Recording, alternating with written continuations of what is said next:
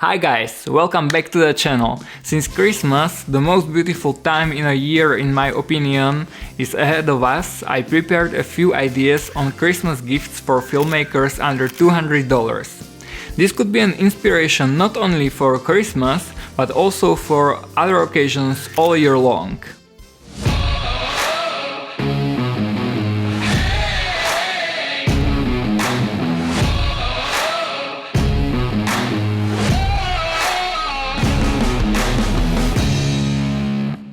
So here are my top picks for essential gear under $200 I would recommend to a filmmaker or hybrid shooter.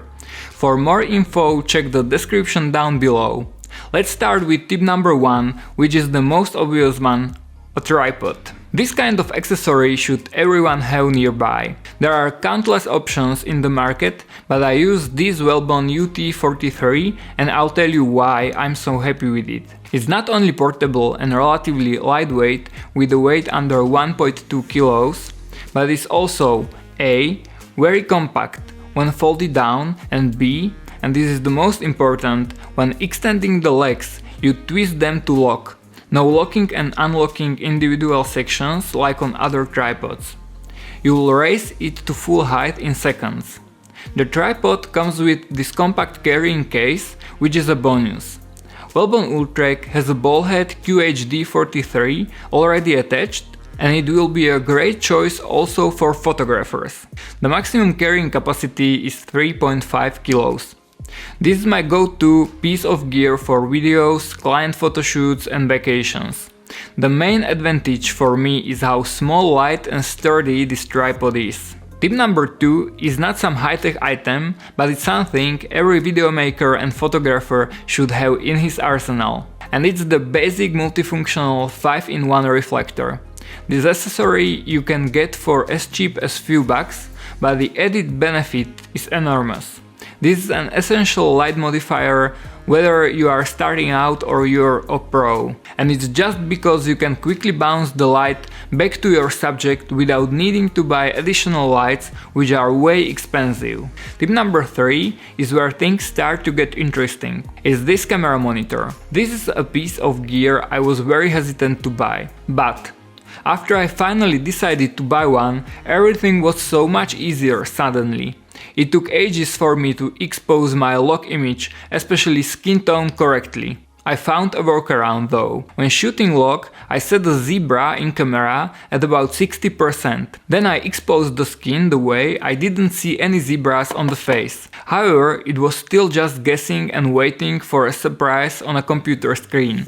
I can't say how much easier is this process with the monitor. These small budget screens have a billion options when it comes to monitoring exposure with lock image. You can use false color or upload your LUT and check scopes to have the skin tone in the correct range. Another use case is that you can place the monitor anywhere next to your camera, making it easy to nail both the composition and the exposure. This NDCine A6 version 2 has 5.5 inches, which is quite enough for small studio use. There are two reasons why I decided on this particular model over the other cheap alternatives. Besides the Sony NPF batteries, it also accepts Canon LPE6. And the screen auto flips when you rotate the monitor. On the Canon battery, the monitor lasts long enough for my use. And since I have a lot of these LPE6 batteries, it's no issue for me. Another handy thing, in my opinion, is this small Aputure light. It's RGB, so it has many uses. This one is about 100 bucks and it is equipped with many neat features. Its dimensions are comparable to the credit card, but thicker. The raw power output is not that stellar, but there is so much to love about this light. The primary reason to get it is to use it as the accent light when setting up a scene or as a background light on smaller sets for filmmaking or photography. To control the light, hold the top dial and select one of the lighting modes. You can use it in CCT mode, where you set just white balance and you're good to go. But where the things become interesting is the color mode or HSI. Here you can dial every color you think of. First, set the hue in degrees. Next, set the saturation, and the last parameter to set up is the intensity. For more creative options, the light has a few effects built in, for example a fireplace, party, cop car and many more. If you have liked this tip so far, consider hitting the like button. It supports the channel by telling YouTube that this is something that brings value to the table. But you don't need to subscribe unless you don't want to receive filmmaking gear reviews and tutorials. Now back to tip number 5. If you're starting with photography, you should consider the main light with decent power output. You could be using this light for filming products as well as your talents. There is a ton of options on the market right now, so my tip number 5 is high output yet affordable light. The one I'm using and I'm happy with is the Godox SL60W. 60 stands for 60 watts power output of the light, so for a LED light it's pretty bright. You will get plenty of brightness for everyday recording situations like product shooting or interviews. I use it on more than 60% for most of my shoots. The unit is equipped with a Bowens mount, so you will be able to use it with standard Bowens accessories. You can also use an umbrella for a fast lighting setup. This Godox light is powered from the power outlet and can't be powered from a battery. If your main use case of the light is in the studio or the customer's place, this won't be an issue. And considering the price point about $100, it's fair enough. Godox claims it has CRI over 93, which is good enough to get very accurate colors when it comes to color accuracy. Godox SL60 also uses a built-in fan to exhaust excess heat, but the noise from this fan is negligible, especially when the light is a few feet away from your microphone. This is how it sounds with the microphone pointed right towards the unit from 10 cm away.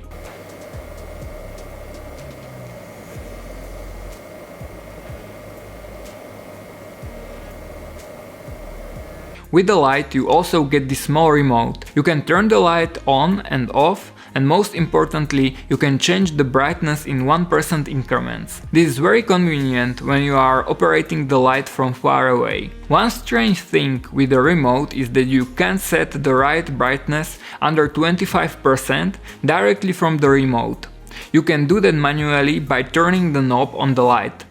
The minimal power output is 10%. The color temperature of this light is about 5600 Kelvin, which is sufficient for most recording situations.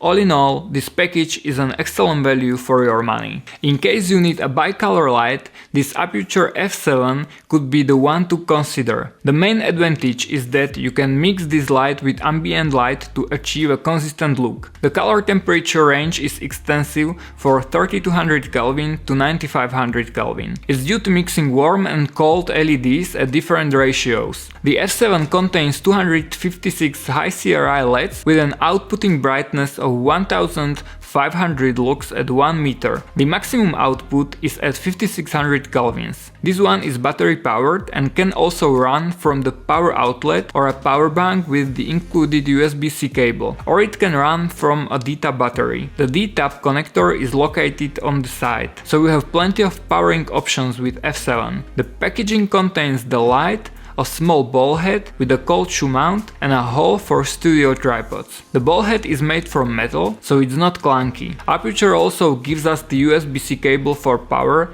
this white diffuser, frosting diffuser and a compact carrying case with a slot for a Sony NPF style battery. The battery is sold separately. I use it with NPF 970 battery and it has almost infinite runtime for my needs. So considering the price point, features and accessories, it's a perfect offer under $150. When we talked about the lights, the last tip is a tool that makes the light more pleasing, a softbox. I found a great value in this piece of gear over time. I use these softboxes for client shooting every time, whether it's an interview, product shooting or real estate. The softboxes have many different sizes and shapes, but I use the most this parabolic 90 cm Godox Softbox with a Bowens mount. Compared to the pricier option Light Dome 2 from Aputure, you cannot mount gels on this one and it takes longer to set up. However, the difference in setup time is not that big. What is more important equivalent, you get the same light quality at a more than 3 times cheaper price tag. This Godox P90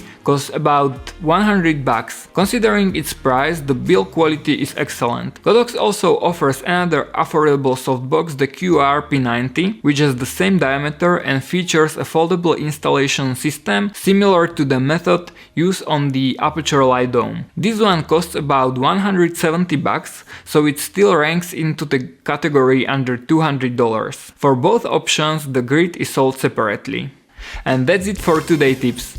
You find more information about all the items in the description down below. If you have another filmmaking gift tip, don't hesitate to share it in the comments below. It will help someone from our community for sure. If you enjoyed this video, hit the like button and subscribe right now for more videos like this. And see you in the next one. Have a great creative week!